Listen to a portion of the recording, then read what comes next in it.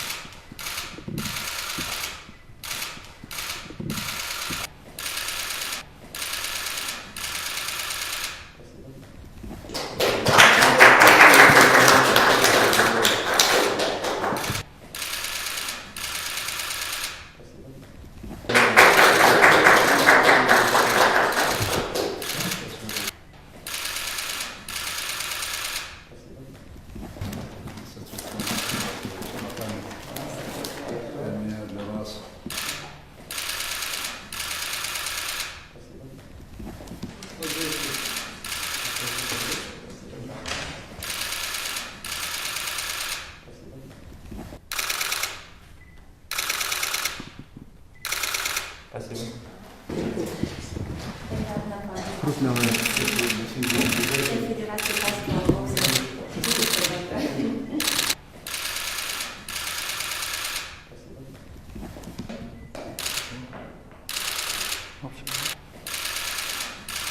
Я очень рада, что я наконец-то дома, что я в Кыргызстане. И, конечно, я вдвойне рада, что сегодня президент Кыргызской республики Сооронбай Шарипович нас встретил. И когда после моего боя, когда я выиграла пояс чемпионки UFC в декабре 2018 года, Сооронбай Шарипович позвонил мне и поздравил лично.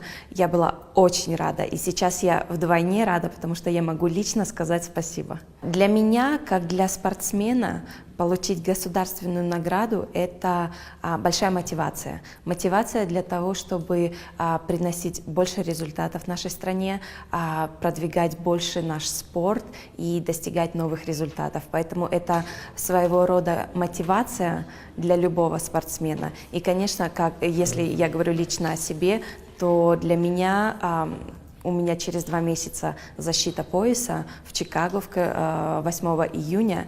И для меня это как бы личная мотивация, чтобы показать этот бой очень хорошо и удерживать мой пояс настолько долго, насколько я это могу сделать.